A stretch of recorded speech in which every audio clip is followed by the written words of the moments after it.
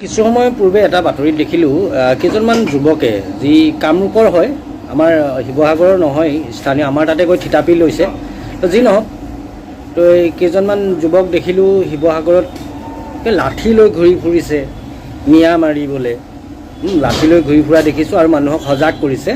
মই আপোনালোকক কৈছোঁ অহা 8 তাৰিখ যিকেইজন যুৱকে লাঠি লৈ ঘূৰি ফুৰিছে অহা 8 তাৰিখ দিনৰ 10 বজাত একদম ফাইনেল শুনি লওক। অহা 8 তাৰিখ দিনৰ 10 বজাত শিৱসাগৰ জেঙনিকটীয়াত প্ৰায় 100 মান মিয়া যুৱক আহিব। দিনৰ 10 বজাত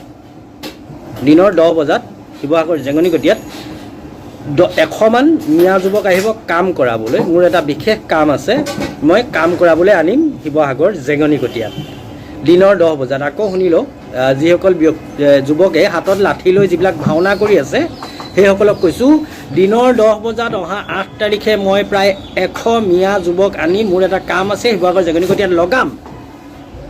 কোনোবা যদি মাইকা লাল আছে, এই যেনেকৈ এতিয়া লাঠি লৈ নাটক কৰি আছে, লাঠি লৈ আহিব, খালী হাতে নাহিব দেই, লাঠি লৈ আহিব শিৱসাগৰ জেঙনিকটীয়াত আহি উপস্থিত হ'বহি।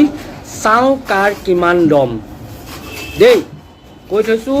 অহা 8 তাৰিখ দিনৰ 10 বজাত শিৱসাগৰ জেঙনিকটীয়াত মই নগাঁৱৰ পৰা 100 মিয়া শ্ৰমিক আনি এটা কামত লগাম।